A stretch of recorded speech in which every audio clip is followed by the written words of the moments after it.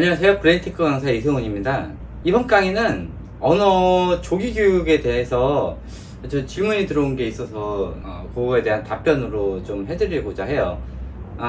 제가 언어 조기 교육이, 그러니까 제2외국어, 영어에 관련돼서 조기 교육이 굉장히 나쁘다고 얘기를 했어요. 실질적으로 얘기를 하자면은 만 7세 이전에 이중 언어가 들어가면은 나쁘다 좋다? 솔직히 얘기하면은 좋은 거예요.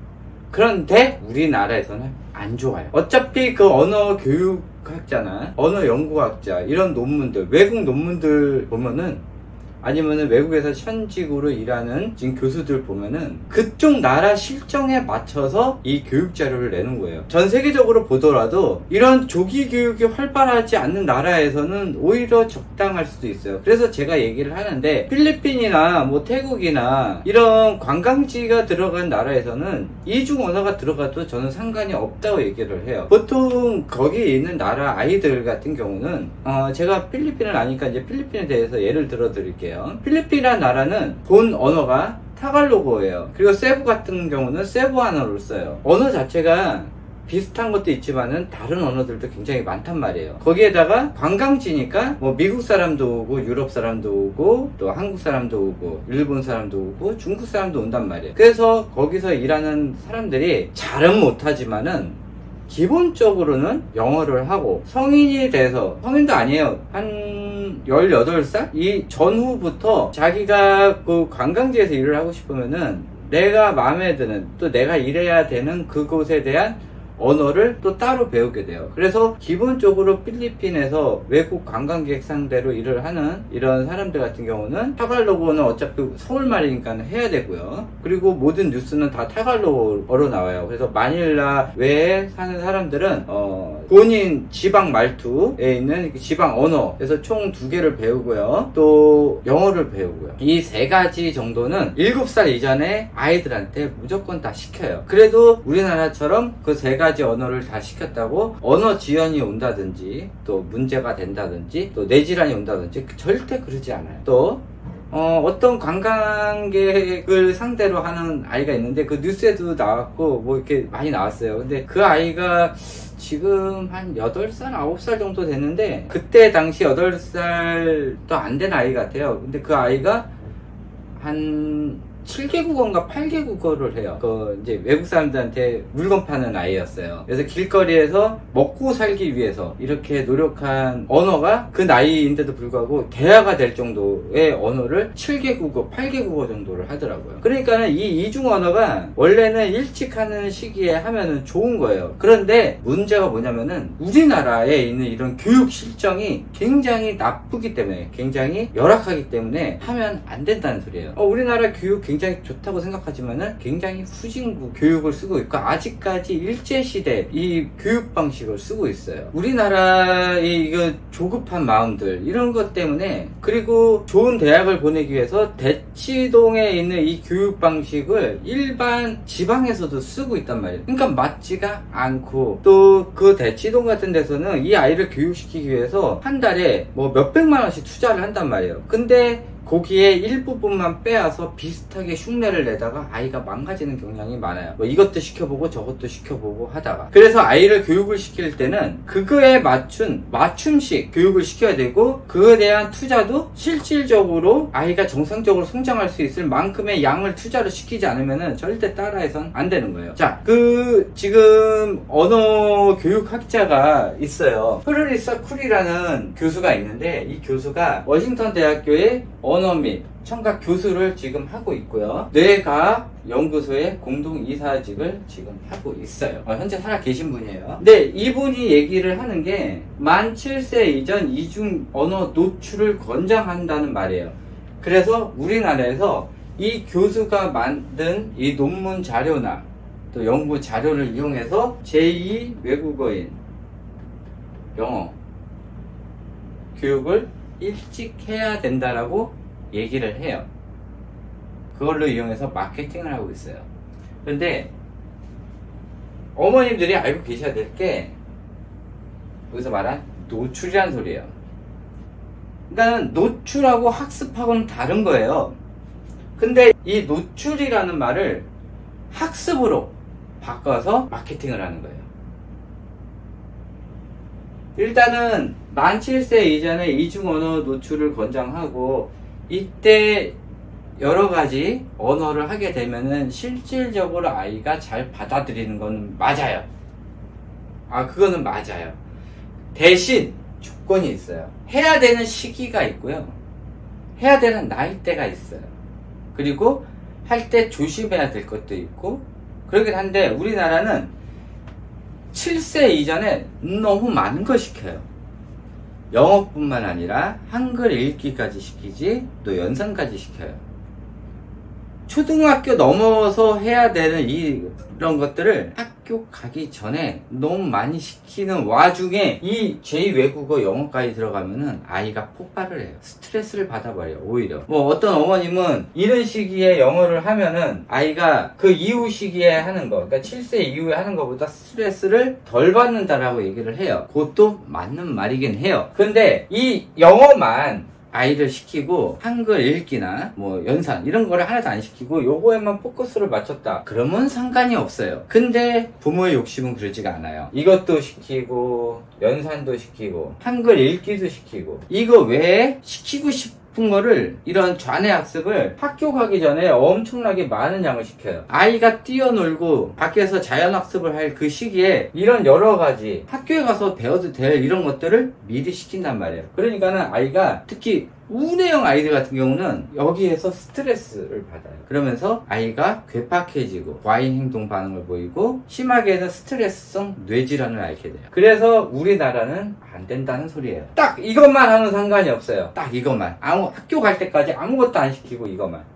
그런데 아까 얘기했다시피 이것만 시키는 게 아니라 이거 왜 시킬 수 있는 건 다 시켜요. 밖에서 아이가 놀이동산을 가고 또 자연학습을 하고 키즈카페에서 애들하고 놀고 실험하고 이런 거를 즐길 시간에 영어 단어를 하나 더 하는 거예요. 연산 문제 하나 더 풀고, 아이들 책 한 권이라도 더 읽게 하고, 그러니까 읽어주시는 게 아니라 아이를 읽게 해요. 이런 것들이 다 문제가 되기 때문에 이 제2외국어 하나로 솔직히 문제가 된다는 것보다는 이런 복합적인 원인으로 인해 가지고 이것도 하나의 원인 요소가 되고, 거기에 대한 부작용이 우리나라에서는 생기게 돼요.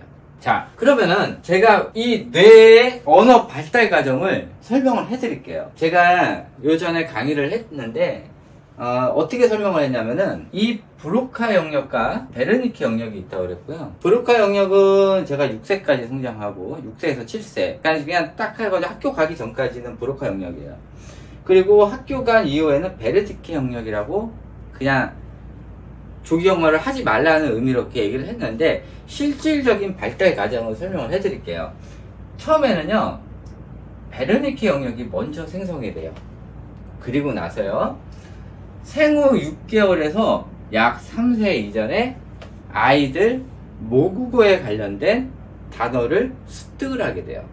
그래서 단어를 아이가 습득해야 되는 양이 있어요. 그 양을 이 베르니키 영역에서 받아들여요. 이때는 아이가 스펀지처럼 받아들여요. 그래서 조기 영어를 권장하는 데는 요 시기에 제2외국어를, 영어 단어를 많이 들려주라고 얘기를 해요. 들려주면 좋을까요? 나쁠까요? 좋은 건 마찬가지. 좋은 건 확실해요. 그런데 그 이후에 어떻게 아이를 해야 될 건지 싹 계획을 잡아놓으면 상관이 없는데, 그 이후에 어떻게 해야 되는지 모르고 그냥 계속 영어만 시키니까는 아이가 문제가 발생되는 거예요. 자, 제가 말씀드렸는데, 요때는 주로 해야 되는 것이 아이의 모국어 단어를 많이 알려주는 게 중요해요. 3세 이전에 주로. 그리고 이때 아이가 보고 모국어를 판단을 하는 게 엄마와 아빠, 또 이렇게 주변인들이 많이 얘기하는 그런 단어, 문장, 이런 것들을 듣고 그것을 모국어라고 인식을 하게 돼요. 이후에 3세 이후에 브로카 영역이라고 생겨요. 그런데 이 브로카 영역에서는 뭘 담당하냐? 문법을 담당해요. 그래서 3세 이전에는 아이가 얘기를 하지만은 그렇게 길게 얘기를 하지를 못해요. 많아봐야 3단어 정도 단어 조합으로 얘기를 할 뿐이지, 중간에 뭐 조사나 형용사나 이런 표현 같은 거, 이런 걸 제대로 할지 모른단 말이에요. 또 주어, 목적어, 동사가 온다는 거, 이런 것들을 잘 몰라요. 그리고 과거형, 현재형 이런 것도 잘 모르고요. 그런데 3세 이후부터는 이 브로카 영역이 발달하면서 가능하게 돼요. 그래서 이때부터는 아이들이 장문으로 얘기를 할 수가 있는 거예요. 그래서 그 다음에 6세 넘어가지고, 이제 6세라고 했는데 그냥 학교 가기 전이라고 생각하시면 돼요.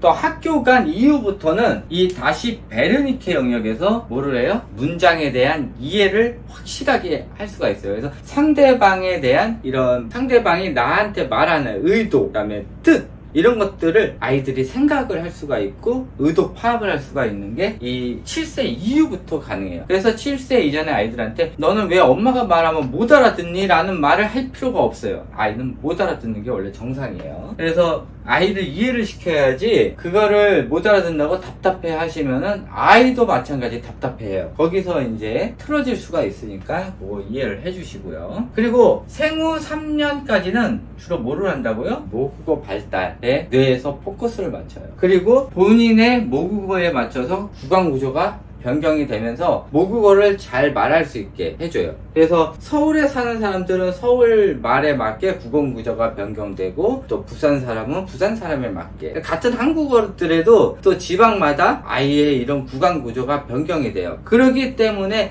성인이 돼서 뭐 부산 사람이 서울 말을 하면은 조금 어렵고, 또 전라도 쪽 사람들도 서울 말을 할 때 어렵고, 또 서울 사람들도 사투리를 쓰게 되면은 당연히 뭐 본인들은 잘 쓴다고 생각을 하지만은 그쪽 지방 사람들이 듣기에는 조금 어설픈 거예요. 자, 3세 이후에는 모국어 관련 아까 얘기했던 문법이 발달하기 시작을 해요. 이때부터 뭐 한다고요? 장문의 대화가 가능하게 된다고 얘기를 했어요.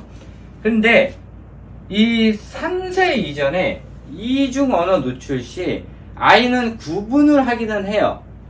엄마가 주로 쓰는 거. 근데 엄마나 아빠가 집안에서 쓸 때도 영어를 많이 써요. 그러면은 아이가 영어를 모국어라고 인식을 하게 돼요. 부모가 제일 많이 쓰는 거, 아이랑 많이 대화하는 거를 아이는 모국어라고 인식을 하게 돼 있어요. 그런데 이게 굉장히 중요한 거예요. 모국어라고 인식을 하는 그 문법부터 먼저 발달을 하기 시작을 해요. 그런데 아이가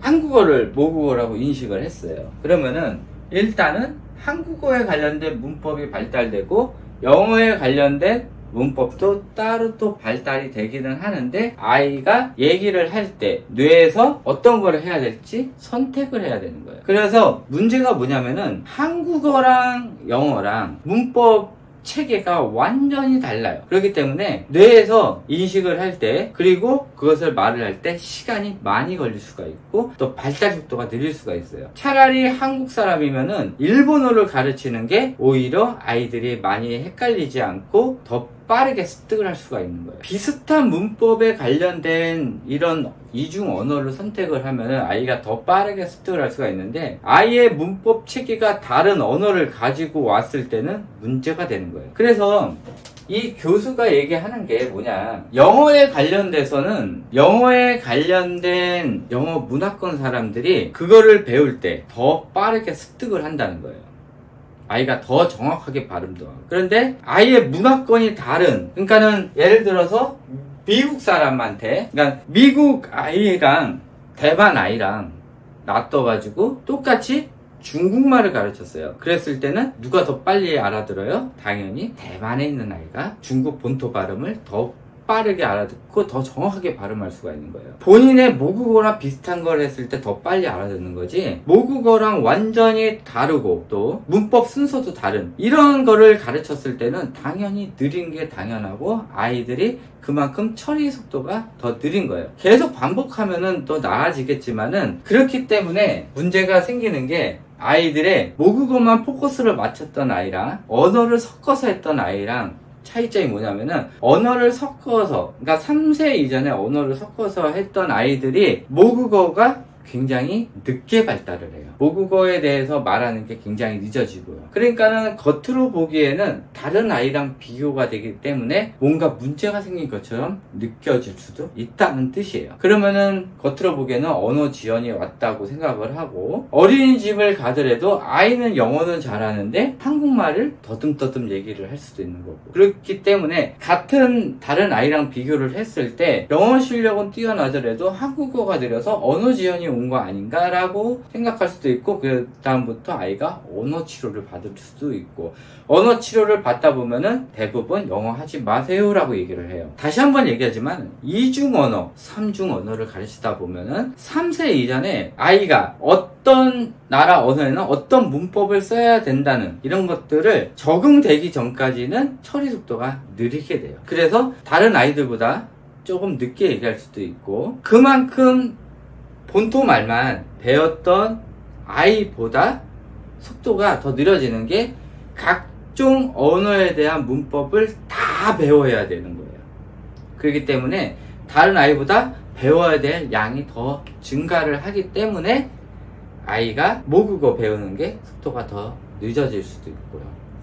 그걸로 인해서 유치원이나 어린이집을 갔을 때 다른 아이와 의사소통이 잘 안 될 가능성도 있다는 뜻이에요. 부모 입장에서는 아이가 영어를 해서 기쁘지만은 아이 입장에서는 다른 아이들과 말이 안 통하기 때문에, 그리고 다른 아이들은 영어를 모르는데 혼자 영어를 써가면서 다른 아이랑 대화를 하다 보면 말이 안 통하게 돼 있어요. 우리나라는 밖에 나가면요, 모든 사람들이 다 한국말을 써요. 영어 울렁증이 있단 말이에요. 그런데 아이를 영어를 배워놓고 밖에 나왔더니 모든 사람이 다 한국말을 쓰기 때문에 영어에 대한 이런 필요성도 못 느끼게 될 수도 있는 거고요. 밖에 나가서 중간중간 사람들이 영어를 쓰면은 그 사람들하고 대화를 하면 되는데, 나랑 대화하는 사람은 영어학원 선생님하고 엄마가 그나마 영어에 관심이 있으면은 엄마랑 대화를 하는데, 그러다 보면 영어 사용 빈도가 더 높아지게 되고 아이는 모국어를 영어라고 생각을 할 수 있어요. 그래서 아이가 그래서 영어를 더 잘 표현을 하는 거고 한국말 표현이 서툴게 되는 거예요. 한국말 할 때는 자신감이 없고 영어를 할 때는 자신감이 있게 되는 거예요. 뭐 이거를 원하시는 부모님들도 있을 수 있겠는데, 그걸로 인해서 아이의 사회성이 굉장히 떨어지게 되고 거기에서 또 아이의 자존감이 떨어질 수도 있어요. 그러니까 자존감은 떨어지고 자신감만 올라가는 그런 아이러니한 현상이 발생될 수도 있고요. 그 전체적으로 발달이 늦어지기 때문에 이 정상적으로 발달한 아이들과 같이 어울리다 보면은 점점 뒤처지는 거를 아이 스스로 느낄 수도 있는 거예요. 다행히 아이가 언어에 관련된 뇌가 많이 발달한 이런 좌뇌형 아이일 때는 문제가 덜 될 수도 있을 수 있는데, 우뇌형 아이거나 언어 발달에 관련된 뇌가 많이 발달을 안 한 아이들이나 또 예민한 기질의 아이들, 이런 아이들 같은 경우는 오히려 독이 되는 그런 현상이 발생될 수가 있어요. 그래서 아까 얘기했던 이 노출이라는 걸 알아두셔야 돼요. 그래서 노출과 학습이 어떤 차이점이 있냐라고 말씀드리자면은, 이 페르리사 쿨이라는 교수가 얘기하는 이중 언어 노출이라는 거는 학습을 하라는 게 아니라 이런 언어도 있다라는 거를 뇌를 개방을 시키라는 뜻이에요. 아이한테 만약에 영어 문화권을 쓰고 있죠. 미국이 영어 문화권을 쓰고 있잖아요. 이 아이한테 중국어를 가르친단 말이에요.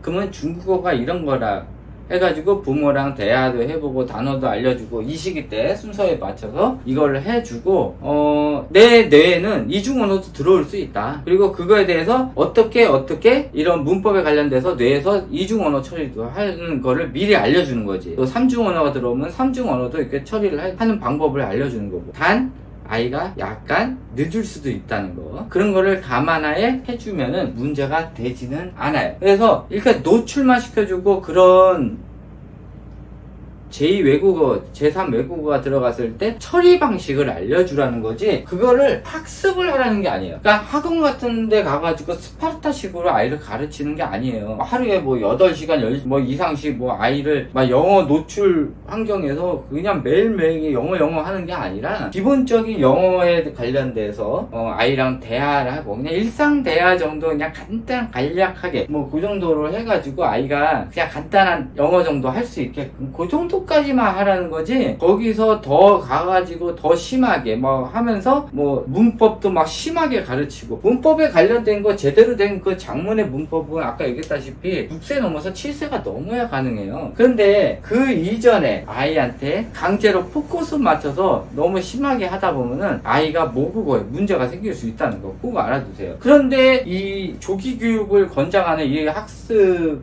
설명서에서 보면은 이런 제2외국어가 활발히 되면 모국어한테도 더 도움이 된다고 얘기를 해요. 그건 아니에요. 절대 제2외국어가 모국어를 넘어서서는 안 돼요. 절대로 안 되는 거예요. 모국어를 잘 하고 그 밑에 제2외국어가 들어가야지, 제2외국어가 모국어보다 잘하면은 절대 안 되는 거예요. 그게 굉장히 위험한 거예요. 그러면은 모국어한테도 굉장히 위험하고, 학교 갔을 때 국어 학습할 때 굉장히 어려움을 겪어요, 아이가. 그래서 절대 하면 안 되는 거예요. 항상 주 포커스는 모국어예요. 그리고 절대 시키지 말아야 되는 아이들, 그러니까 제2외국어를 하다가 스톱이라도 해야 되는 아이들은 뭐냐면은, 아이가 한국말 할 때, 모국어를 할 때 말수가 적거나 말 표현이 굉장히 뭐 어눌하다거나 잘 못한다, 말을 좀 조리 있게 잘 못한다거나, 또 아는 단어도 별로 없다거나, 뭐 말을 하면 단답형으로 그냥 짧게 얘기하는 아이들, 이런 아이들은 절대 제2외국어 들어가시면 안 돼요. 제2외국어 들어가는 아이들은 말이 많고 말 표현도 잘하고, 3세 4세가 됐는데도 아이가 말 표현을 굉장히 잘해. 그러면은 웬만한 한국말이 다 됐다는 뜻이에요. 요런 아이들은 뭐 서서히 들어가도 상관이 없어요. 그런데 우리나라에서 이런 말 표현이 적은 이런 아이들이나 말수가 적은 이런 아이들한테는 절대 제2외국어 들어가면 안 돼요. 이런 아이들은 제2외국어 들어가더라도 죽도 밥도 안 되고 둘 다 망하는 길이에요. 절대 하시면 안 되는 거예요. 그래서 이 학습을 하면 안 돼요. 노출로 인해서 그냥 간략하게 이런 게 있다라는 정도만 해주시면 돼요. 그리고요, 이 브로카 영역이 뭐를 하냐면은 뇌 측두엽에 있는데, 이게 브로카 영역에서 6세까지 받아들이는 모든 언어를 좌뇌 언어에 관련된 뇌로 싹 이관을 해요. 그리고 나서 베르니케 영역에서 이제 담당을 하기 시작하는데, 7세 이후에는 제2외국어를 배울 때 이 베르니케 영역 외에 뇌의 여러 부분에서 담당을 하게 돼요. 그렇기 때문에 솔직히 7세 이후에 외국어를 배울 때 굉장히 힘들고, 7세 이전에 제2외국어를 배운 아이들이 외국어를 하는 거랑 7세 이후부터 시작을 해서 외국어를 배워서 또 제2외국어를 하는 아이들하고 얘기를 했을 때, 그러니까 대화를 했을 때 피로감은 이 7세 이후에 배운 아이들이 더 피로감이 오고, 성인도 나중에 배우려고 하면은 뇌 한 부분에서, 그러니까 이런 브로카 영역에서 한 번에 처리를 하는 게 아니라 베르니케 영역 외에 여러 부분에서 관여를 하기 때문에 여러 곳에 있는 이런 것들을 다 종합해서 대화를 해야 돼요. 그렇기 때문에 피로감이 더 올 수도 있는 건 사실이에요. 근데 피로로 인해 가지고 내가 중국에 가게 됐어. 그러면은 20살 이후라도 배워야 되는 거예요. 그러면은 그때라도 배우는데, 뭐 빠른 사람들은 또 빨리 배우겠지만 늦는 사람도 늦게 배워요. 근데 그게 한 곳에 저장되는 게 아니라 뇌 여러 부분에 저장이 되고, 대화를 할 때 이 여러 부분에 저장되어 있던 이 데이터를 한 곳에 모아서 대화를 하게 돼요. 그렇기 때문에 피로감이 더 오게 되는 거는 사실이에요. 자, 우리나라의 교육에서 문제점이 뭐냐? 왜 제2외국어를 배울 때 실패 확률이 많고, 또 교육학자들이 제2외국어 어린 시기에 왜 하지 말라고 하는지, 또 제2외국어를 어린 유아 시기에 했다가 왜 많은 부모님들이 후회를 하는지 설명을 해드리도록 할게요. 자, 우리나라는 일단은 기본적으로 수많은 조기 교육이 활발하게 돼 있어요. 아까 얘기했던 제2외국어 말고도 연산이나 읽기나 이런 것들이 돼 있고요. 학교 가는 시기도 교육 선진국에 비해서 한 살이 빨라요. 그리고 너무 이른 시기에 너무 많은 걸 시켜요. 아까 얘기했던 이 36개월 이전에는 웬만하면은 모국어 중심으로 해주는 게 좋다고 했는데, 어떤 어머니들이나 아니면은 이런 조기 교육에 세뇌를 받으신 분들이나 또 그런 관련 업체에서는 24개월 이전부터 시키라고 얘기를 해요. 이거는 아이의 지능을 굉장히 많이 떨어뜨리고 사회성을 악화시키고, 아이가 잘못하면은 이런 좌뇌 편향적으로 돼서 이기주의, 자기애성 인격 장애 이런 것도 가질 수가 있단 말이에요. 그래서 굉장히 위험한 거예요. 그래서 안 해주시는 게 좋아요. 그리고 보통 부모님들, 특히 우리나라의 문제점이 뭐냐면은 항상 성급해요. 뭐가 좋다 하면 바로 하는 거예요. 알아보지도 않고. 그리고 내가 좋다는 그 부분만 보고 거기서 깊숙이 파서 그 내용만 듣게 돼요. 그러니까는 금방 부모님들도 세뇌를 당하게 되고, 또 그쪽에 있는 내용들을 보면 또 이게 맞나? 왜? 그런 기본적인 지식이 돼 있지 않은 상태에서 그럴싸한 내용을 보니까 믿게 되는 거예요. 여기도 이 교수가 얘기하는 걸 노출을 하라고 했는데 우리나라에서는 뭐를 해요? 학습을 하고 있어요. 그러니까 문제가 되는 거예요. 노출을 하라고 그랬는데 학습을 하니까. 자, 그러니까 이런 말장난으로 보통 영업을 하는 거예요. 그리고 항상 조급해요. 뭔 일이 생기면은 바로바로 막 하려고 그러고, 뭔 일이 아이한테 발생됐다 그러면은 바로바로 뭐 어떻게 해야 되는지도 모르면서 막 하려고 하는데, 그냥 여기서 막 주워들은 내용으로 막 하려고 하는 거예요. 그리고 아까 얘기했던 이 과도한 학습, 그러니까 영어 외에 여러 가지 이런 과도한 학습으로 인해 가지고 아이들이 스트레스를 받아요. 그러니까 영어 하나만으로의 스트레스가 아니라 이런 여러 가지 학습으로 인해서 아이들이 휴식을 못 갖고 공부만 하기 때문에 이런 과도한 학습으로 여러 가지 스트레스 작용으로 아이들이 지능이 더 떨어질 수가 있어요. 그래서 그런 것으로 인해서 이 영어 외에도 뭐 한글이든 또 연산이든 이런 것들에 대한 전체적인 실패 확률이 많아지게 돼 있는 거예요. 근데 실패가 뭐 그냥 아이가 못한다 이 정도로 끝나는 게 아니라, 실패를 했다는 소리는 아이가 지능이 떨어졌다든지 아이가 문제가 생겼다든지 또는 아이가 뇌질환을 앓게 됐다는 소리예요. 이게 언제? 학교 가기 전에 생겨요. 그래서 실패를 했을 때는 아이 인생이 망가지는 거예요. 참고해 주시고요. 또 아까 얘기했다시피 다중 언어가 들어가게 되면은 모국어에 대해서 아이가 늦게 돼요. 말하는 것도 늦어지게 되고, 간혹 가다가 아닌 아이들도 있어요. 뭐 우리 아이는 안 그랬는데, 옆집 아이는 안 그랬는데, 그럴 수도 있죠. 근데 대부분의 아이들은 늦게 돼요. 그건 뇌과학적으로 원래 그렇게 돼 있어요. 그리고 이 교수도 얘기한 게 그거예요. 다중 언어로 하게 되면은 3세 이후에는 아이가 어떤 게 모국어인지 제2외국어는 어떤 건지 이런 거를 먼저 판단하는 걸 먼저 하게 돼요. 그리고 나서 말을 할 때 어떤 문법을 써야 되는지 그것도 판단을 하게 돼요. 그러니까는 약 3세에서 5세 사이에는 아이가 굉장히 늦는 걸 볼 수가 있어요. 그렇기 때문에 이 시기에 유치원이나 어린이집 가게 되면은 선생님이 먼저 걱정을 하게 되는 거예요. 아이가 한국말 하는 게 느려요. 아이가 좀 잘 못 알아들어요. 한국말을 좀 잘 못해요. 막 이런 얘기들을 해요. 그러면 그때부터 막 걱정이 되기 시작을 하는 거예요. 다시 한번 말하지만 안 그런 아이도 있어요. 근데 잘못됐을 때 아이가 문제가 생긴다는 거예요. 그래서 이런 선생님들이나 아니면 주변 사람들이 아이가 영어는 잘하는데 한국말이 느리네. 다른 아이들하고도 이런 뭐 그런 문제도 발생하죠. 그래서 주변에 있는 다른 아이랑 또 비교를 하게 돼요. 그러니까 뭐 어떤 아이는 영어까지 배웠는데 한국말을 잘하는 아이도 있고, 또 한국말만 또 계속 배워가지고 한국말을 더 잘하는 아이도 있고, 그런 아이에 비해서 우리 아이는 영어도 시켰는데 영어도 그만 뭐 한국말도 잘 못하고, 그렇게 되다 보면 아이가 비교의 대상이 되는 거고, 그때부터 부모가 이런 조급한 마음을 갖게 되면서 언어 치료를 다니기 시작을 하는 거예요. 그러면서 아이가 실패가 될 확률도 굉장히 많아요. 그러면서 아이가 언어 지연이 오면 맨 처음에 오는 문제가 뭐냐? 이 사회성 문제가 생겨요. 주변 아이들과 대화가 안 돼요. 뭐 그런 아이들끼리 모여 있는 곳이면 상관없지만은 아이들이 그런 아이들끼리만 모여 있으라는 법 없거든요. 또 딴 데 가면은 뭐 키즈카페 가면은 키즈카페 아이들하고 또 어울리고, 그렇게 하다 보면은 아이들과 이게 말이 통해야 되는데, 자기 그룹에서는 말이 통하는데 딴 데 가면은 아이가 말이 안 통하는 거예요. 그렇기 때문에 아이의 이런 놀 수 있는 공간이 적어져요. 그리고 또 그런 아이들만 보다 보니까는 이 아이가 자존심이 강해져요.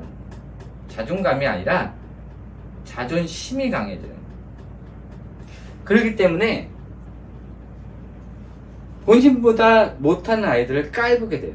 그리고 아이가 깔보는 게 아니라 부모가 깔보는 걸 보고 같이 깔봐요. 그렇게 돼요. 아이는 아빠보다는 엄마의 행동을 굉장히 중요시해요. 많이 따라하고요. 그래서 엄마의 평소의 행동이 다른 아이랑 비교를 하고, 다른 아이를 흉을 보고, 다른 아이를 비교를 하면서 우리 아이를 치켜 올려줬을 때 아이가 자존감이 올라가는 게 아니라 자존심만 강한 아이가 되면서 자존심이 강한 그냥 인격체로 크게 돼요. 자존감이 낮고 자존심이 크게 되면은, 그러니까 아이 스스로 그렇게 되진 않아요. 부모의 영향에 의해서 그렇게 되긴 하는데, 그렇게 됐을 때는 아이가 조금 반사회적 인격체로 자랄 가능성이 있어요. 이게 다 우리나라에 해당하는 문제예요. 외국 그러니까 이 어기는 이런 미국 나라에 해당하는 게 아니라 우리나라에는 이런 문제가 발생될 수가 있으니까는 그래서 교육학자들이 하지 말라는 거예요. 조기 교육을 하지 말라는 거예요. 이런 문제가 발생되니까. 자, 그리고 이런 거 다 무시해. 엄마가 다 무시하고 아이가 늦든지 말든지 그런 거 다 무시하고 주로 포커스를 잡아서 영어를 했어요. 그러면은 6세, 7세가 넘어서도 계속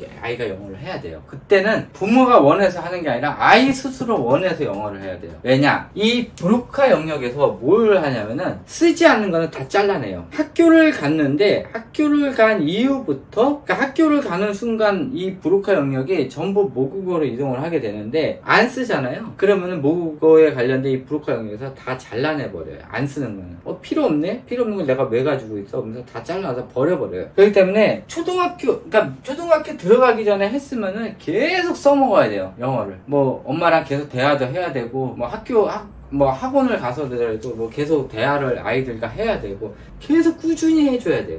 그래야 이 브로카 영역에서 제거가 안 돼요. 근데 이 7세 이후에 베르니케 영역에서 배운 거는요, 브로카 영역과 달리 계속 남아있기는 해요. 더 오래 남아있어요. 브로카 영역보다.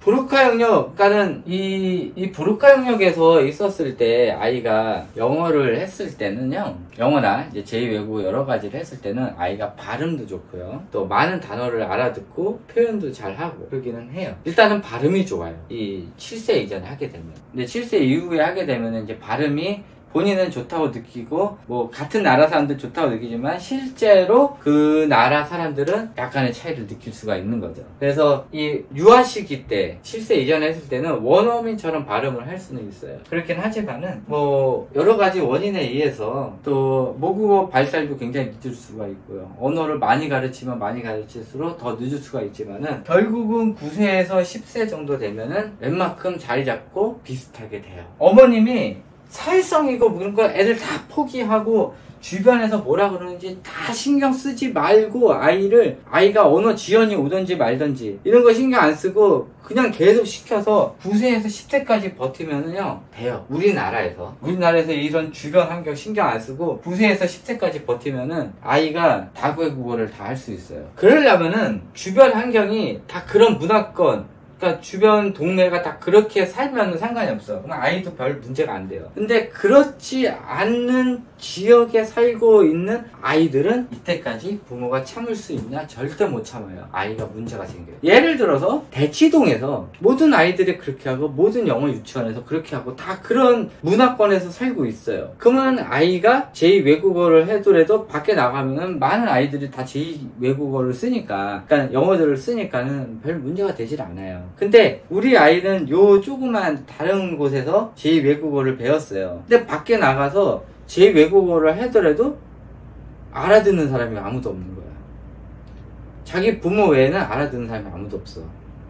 그러면은 아이가 이거에 대한 필요성을 못 느끼게 되면서 문제가 발생되면서 그때까지 한 모든 교육이 무용지물이 될 수도 있고 이 모국어마저 늦어질 수가 있다는 거 알아두시고요. 그래서 이거를 했을 때는 성인 때까지 꾸준히 해주셔야 돼요. 성인 때까지 꾸준히 해줘야 되고, 이 제2외국어를 배우는 목적이 회화예요. 근데 우리나라는 회화가 아니에요. 우리나라에서 제2외국어를 배우는 목적은 수능이에요. 아이의 회화 실력을 늘리기 위해서 하는 게 아니라 수능에 있는 영어를 더 잘 받기 위해서 한단 말이에요. 솔직히 얘기를 해봐요. 지금 조기 교육을 시키는, 그러니까 조기 영어를 시키는 부모님들은 아이가 회화를 잘하기 위해서 뭐 이렇게 얘기를 하지만은 실질적으로 시험을 잘 보기 위해서 하는 거잖아요.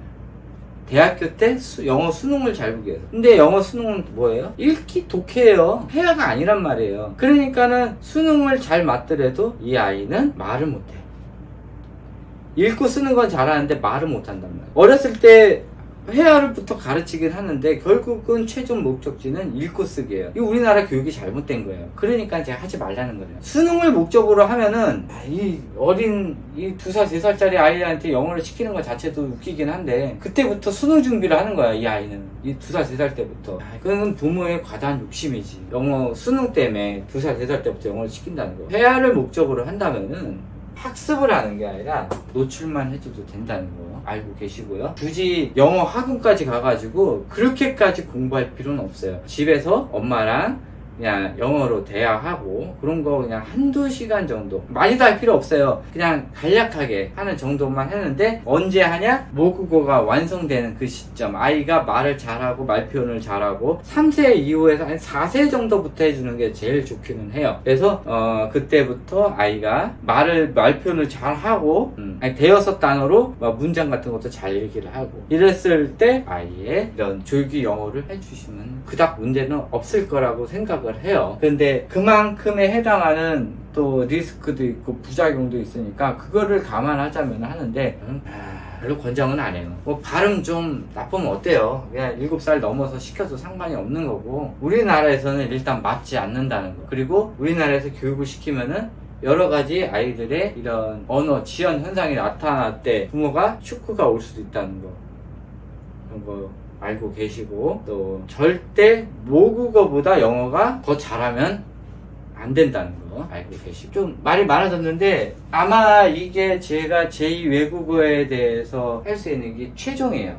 제가 이게 제가 한 건 아니고 연구 결과 나온 거, 또 지금 아동 심리학자들이 고민하고 있는 것들, 그런 거 종합적으로 제가 얘기를 한 거고요. 또 제가 또 상담 다니면서 이런 언어 지연 온 아이들, 외국어로 인해서, 옛날에는 이런 외국어로 인한 언어 지연은 별로 없었어요. 어떤 거 있었냐면 한글 쓰기 일찍 들어가가지고 이런 그거 하나만 가지고도 아이들이 문제가 생겼는데, 요즘 들어서 영어 조기 교육이 들어가고 아이들이 뇌질환이 생겼어요. 옛날에는 뇌질환까지는 아니고 아이들이 좀 학습 지연, 그러니까 한글 좀 일찍 배우면은 아이들 학습 지연 오거나 아니면은 조금 그러니까 한글을 가르치기 위해서 엄마랑 티격태격 하다 보니까 엄마랑 애착관계가 끊기는 정도? 그 정도였는데, 요즘은 이런 영어 조기 교육으로 인해 가지고 아이들이 수많은 뇌질환이 생겨요. 그런데도 많은 부모님들이 그런 업체나 또 이런 거에 대해서 제대로 잘 보지도 않고 어디서 발췌된 내용만 보고 그걸 편집한 내용만 보고 세뇌를 당하는 사람들도 굉장히 많아요. 그렇기 때문에 이 전체적인 내용을 알고 아이의 교육을 시켜야 되는데, 내용도 모르고 일부분만 발췌하고, 그 다음에 이쪽 나라랑 우리나라랑 다른데 유명한 심리학 교수나 또 유명한 교육학 교수들이 얘기를 하면은 무조건 믿는 거예요. 그건 아니에요. 그쪽 나라에 맞춰서 한 거예요, 이 사람들은. 다른 나라가 어떤지 어떻게 알아, 이 사람들이. 실험은 했겠지. 근데 그 나라를 대표하는 게 한두 명의 아이들이 아니잖아요. 그러니까는 이 나라에 맞춰서 한 거고, 어차피 미국이란 나라는 자기 본국어가 영어잖아요. 해도 그만 안 해도 그만이야, 이런 나라들. 근데 우리나라 같은 경우는 영어가 필수니 해서 영어를 목숨 걸고 하잖아요. 그러니까 목숨 걸고 아이를 가르치다 보니까는 아이의 이런 뇌질환들이 생기게 되는 거고, 문법도 아예 다른 이런 언어를 시키다 보니까 아이가 뇌질환이 생기게 되는 거예요. 그거 꼭 참고해 주셔서, 아마 조기 영어에 대해서는 이게 아마 마지막일 거예요. 근데 추후에 또 질문이 들어오면은 그에 대해서 말씀드릴 수 있겠지만은, 일단은 조기 영어에 대해서는, 조기 영어보다 제2 외국어에 대한 이게 전체적인 내용이에요. 이게 어디서 바뀔 내용도 없고 나중에 추가할 내용도는 별로 없을 것 같아요. 이 정도. 그래서 요걸로 참고하셔서 앞으로 아이를 가르칠 것이라든지 이랬을 때 한 번 더 생각을 해보시고요. 또 이런 문제점이 있을 수 있으니까 아이가 이런 문제점이 왔을 때는 놀라지 마시고 그냥 싹 접으시면 돼요. 접고 다시 그냥 모국어 위주로 많이 공부를 시키시면 되니까 그거 참고해 주시고요. 무조건 성공한다는 보장은 없어요. 그리고 실패했을 때 리스크는 아이의 뇌질환 온다는 거 알아두시고요. 우리나라에서 생기는 이런 뇌질환이 이분이 연구했던 이 결과에는 없을 수도 있어요. 이분은 무조건 성공한다라는, 그러니까는 논문이고 그렇게 하는 거지. 근데 그건 아니에요. 모든 아이가 다 그러지는 않아요. 그러진 않고, 이 문화에 따라서 다를 수가 있고, 여기는 미국 문화에 맞춰서 한 거니까. 미국 애들 어렸을 때부터 이런 조기 연산 이런 거 가르치지 않아요. 여기는 다 계산기 두둑이지 손으로 계산하고 그런 거 안 해요. 그러니까 이런 미국하고 우리나라가 이 교육 시점이 다르다는 거 꼭 알아두시고요. 이것으로 마치고요. 또 궁금하신 내용 있으면은 밑에 댓글 남겨주시면요, 또 종합해가지고 나중에 한번 또 강의를 해드리도록 할게요. 요거는 지금 급하게 올리느라 자막 없이 나가는 거 꼭 알아두시고요. 이것으로 강의 마치고 다음번 강의에서 뵙도록 하겠습니다. 감사합니다.